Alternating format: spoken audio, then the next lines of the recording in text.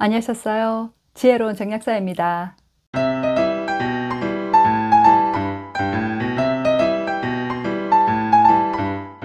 키는 타고난다고 하죠. 보통 부모의 키가 크면 자녀들도 키가 큰 편이고요. 하지만 예상과는 달리 부모의 키가 큰데도 자녀들이 작은 경우도 있습니다. 이 키는 유전적인 게 70에서 80%고요. 그리고 영양이나 운동이나 수면과 같은 이런 환경적인 요인이 이 30%로 복합적으로 작용하기 때문에 아직 성장기라면 이런 환경적인 요인을 개선하면 충분히 키가 더 클 수가 있는 거죠. 30년 전보다 청소년의 키가 보통 10cm 이상은 더 자랐다고 하니까요. 이 유전만의 영향은 아니라는 것을 알 수가 있죠. 자녀의 키가 작으면 키 크는 영양제에 관심이 갈 수밖에 없죠. 보통 키 크는 영양제라고 광고하는 제품들은 칼슘이나 비타민 D, 아연, 황기, 녹용, 홍삼 등 성장에 도움이 된다는 성분이 들어있어요. 아이들의 성장이 더딘 이유는 그 개인마다 원인이 다 다릅니다. 그런데 정작 이 원인은 모른 채로 이 광고에서 키가 큰다고 하니까 우리 아이한테도 효과가 있을 거라 생각을 하고 먹이다 보면 정작 효과도 못 보고요. 돈과 시간만 낭비하는 경우가 많아요. 내 아이가 갖고 있는 그 체질적인 약점을 잘 파악을 해서 그 약점을 보완할 수 있도록 성장 영양제를 구성을 해서 먹일 때 이 성장뿐만 아니라 내 아이의 전반적인 건강도 좋아질 수가 있는 거죠. 그래서 인터넷 광고나 그런 홈쇼핑에 현혹되지 말고요. 내 아이의 건강 상태에 맞게 거기에 맞춤형으로 성장 영양제를 구성해 줄 수 있는 전문가를 통해서 도움을 받으셔야 합니다. 성장 호르몬은 정말 중요하긴 한데요. 매일 맞아야 하는 번거로움도 있고요. 사실 비용도 만만치 않죠. 그리고 부작용도 많기 때문에 정말 신중하게 생각을 하셔야 돼요. 그래서 오늘은 키 크는 영양제나 성장 호르몬 주사를 고민하는 부모님들이 좀 더 지혜롭게 판단할 수 있도록 영상을 준비했으니까요. 끝까지 잘 들어보세요. 성장 호르몬 주사는 사람의 성장 호르몬과 유사하게 작용하도록 개발된 저신장 치료제로 1985년 처음으로 성장 호르몬 결핍증으로 인한 저신장 소화 치료에 사용되기 시작했습니다. 이후로 염색체 이상이나 만성 신부전에 의한 저신장, 그리고 성인의 성장 호르몬 결핍증과 같은 질환의 치료에 사용이 되죠. 하지만 평균 키인데 이 체중 키를 좀 더 키우기 위해서 이 성장 호르몬 주사를 맞히는 부모님들이 많죠. 원래는 뇌하수체에 문제가 생겨서 이 성장 호르몬이 정상적으로 분비되지 않은 그런 소아에게 필요한 치료 방법인데요. 이것을 호르몬이 정상적으로 나오는데도 추가적으로 투약을 하게 되면 그 부작용을 겪을 확률이 높아지게 됩니다. 대표적인 부작용이 인슐린 저항성이 높아지는 겁니다. 이 성장 호르몬은 인슐린과 반대적인 작용을 해서 우리 몸의 혈당을 높이는 작용을 해요.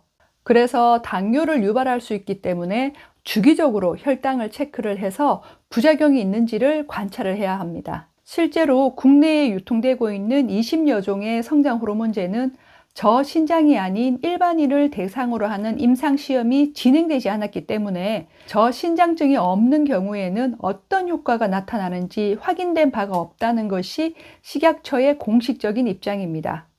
그래서 성장 호르몬 주사는 키 크는 주사가 아니고요. 저신장증 치료제라는 것을 강조하고 있죠. 그럼에도 매년 성장 호르몬 주사 시장은 커지고 있고요. 이에 따라 부작용 사례도 계속 증가하고 있습니다. 가장 흔한 부작용은 두통이나 부종, 그리고 구토나 울렁거림, 두드러기, 발진 등이 있고요. 갑상선 기능 이상이 생기거나 고관절이 탈구되고, 그리고 척추측만, 미세혈관 장애, 시력 저하, 관절통 등의 부작용도 생깁니다. 그리고 장기간 권장량을 초과해서 투약을 하게 되면 이 뼈가 세로로 길어지는 대신에 넓어지고 두꺼워지면서 손발이 커지고요. 그리고 아래턱이 길어지고 콧등이 넓어지는 등 이런 말단 비대증이 생기기도 합니다. 호르몬은 아주 미세한 양에도 예민하게 작용을 하기 때문에 인위적으로 이렇게 호르몬 양을 조절을 해버리면 우리 몸에 부정적인 영향을 더 미칠 수밖에 없는 거죠. 그래서 저신장증이 아니라면 이런 성장 호르몬 주사는 안 맞는 것이 최선입니다. 성장 호르몬이 잘 나오게 하려면 영양, 수면, 운동 이 세 가지를 잘 관리해야 합니다. 이것은 물론 모든 건강의 가장 기본이 되지만 특히 성장기 아이들한테는 정말 신경을 써야 할 부분이에요. 특히 자는 동안 성장 호르몬이 가장 많이 분비되기 때문에 밤 10시에서 새벽 2, 3시까지는 꼭 잠을 잘 수 있도록 해줘야 합니다. 성장기에는 뇌도 많이 쓰고 또 뇌 발달이 활발히 이루어지는 시기라 뇌에서 사용되는 에너지가 많거든요. 낮 동안에는 깨어 있을 때 먹은 음식을 통해서 에너지를 만들어서 쓰지만 자는 동안에는 음식이 안 들어와서 저혈당 상태가 되면 우리 뇌에는 에너지 공급이 안 되니까 뇌 발달에 영향을 주게 됩니다. 이를 막기 위해서 우리 몸은 자는 동안에 이 간에 저장되어 있던 글리코겐과 중성지방을 분해를 해서 에너지원으로 사용하는데요. 이때 성장 호르몬이 관여를 합니다. 그래서 충분히 잠을 자지 않으면 키 성장은 물론이고 뇌 발달에도 영향을 주고요.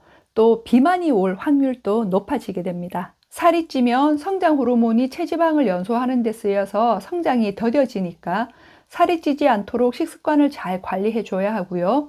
또 성장 호르몬이 잘 나오더라도 성장판을 자극하는 물리적인 작용이 없으면 성장이 더디기 때문에 성장판을 자극하는 운동도 필요합니다. 키가 크려면 어떤 영양제가 좋을까요?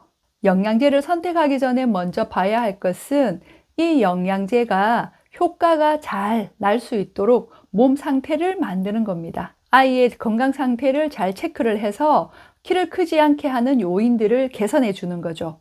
여러 요인들이 있겠지만 그 중에서 가장 중요하게 보는 두 가지는 첫 번째 위장관 소통을 개선하는 것과 두 번째 부족해진 혈액을 보충해 주는 겁니다. 잘 크려면 일단 잘 먹어야겠죠. 식사량이 적고 입이 짧은 아이들은 밥만 잘 먹어도 잘 큽니다. 보통 입이 짧은 아이들은 밥이 죽이 될 때까지 입안에 한참 물고 있죠. 그리고 평소보다 조금만 많이 먹었다 싶으면 배가 아프다며 바로 화장실로 달려가고요. 특히 체액이 메말라 있는 아이들은 소화액도 잘 안 나오고요. 그리고 위의 혈류량도 적어서 위 운동력이 떨어져요.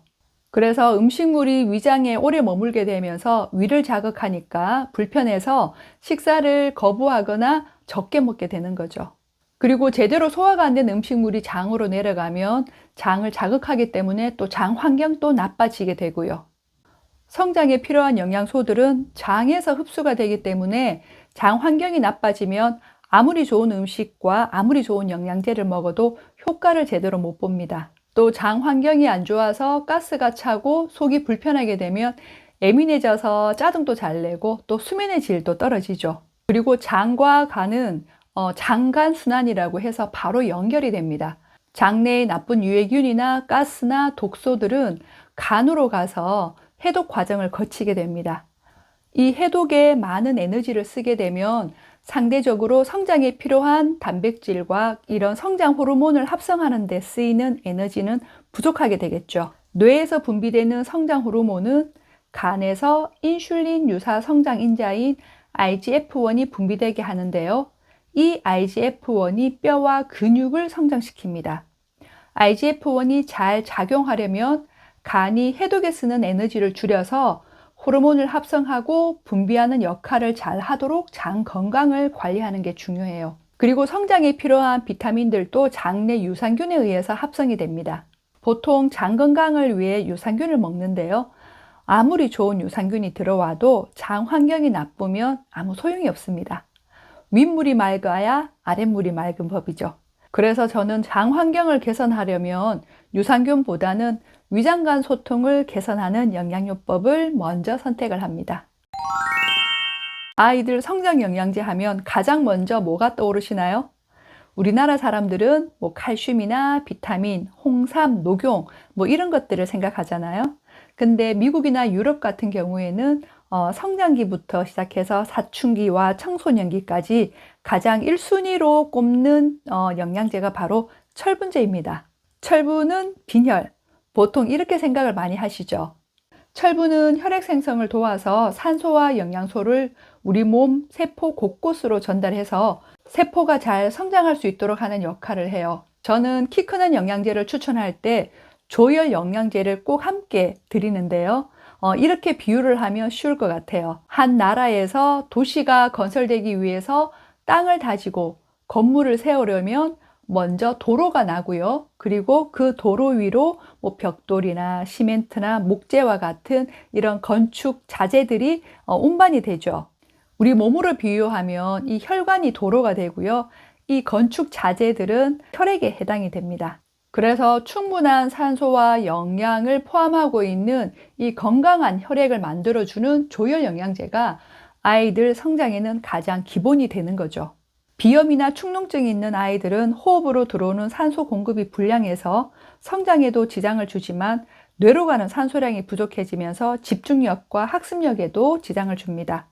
자는 동안 코가 막히고 답답해서 자다가 자꾸 깨거나 자면서도 수시로 하품을 하고 또 자다가 놀라서 우는 아이들, 손톱이 약해서 잘 갈라지고 손톱 끝이 들려있는 아이들, 공부할 때 책상 위에 머리를 올리고 팔베개를 하는 아이들, 그리고 수업 시간에 잘 졸고 아침에 일어나는 게 너무 힘든 아이들은 꼭 혈액 부족을 의심해 봐야 해요. 혈액이 부족하면 뇌로 가는 산소가 부족하니까 이런 증상들이 나타나게 되는 거죠. 그래서 키 성장뿐만 아니라 학습력이나 집중력 향상에도 조혈 영양제가 도움이 됩니다.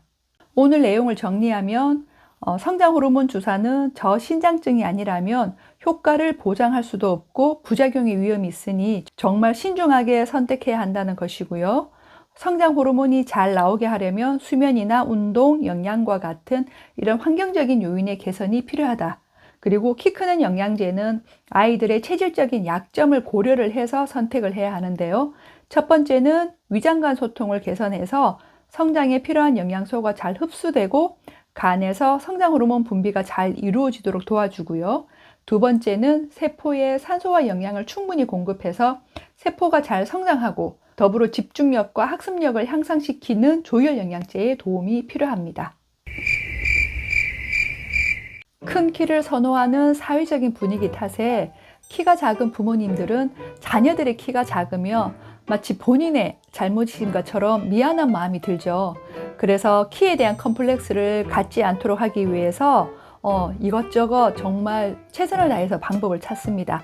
하지만 이런 것들을 선택을 할 때 가장 먼저 생각해야 될 것은 이것이 과연 내 아이의 건강에 무리가 되지 않는지부터 먼저 살펴보셔야 하고요. 그리고 또 도움이 안 되는 그런 영양제를 먹으면서 시간을 불필요하게 낭비를 하지 않도록 하셔야 됩니다. 오늘 이 영상이 이런 아이들의 키 크는 걸로 고민을 하시는 부모님들에게 조금이나마 도움이 되셨으면 좋겠고요. 지혜로운 정리학사 다음 이 시간에 또 건강에 도움이 되는 정보를 갖고 준비해서 오도록 하겠습니다. 봐주셔서 너무너무 감사드리고요. 고맙습니다.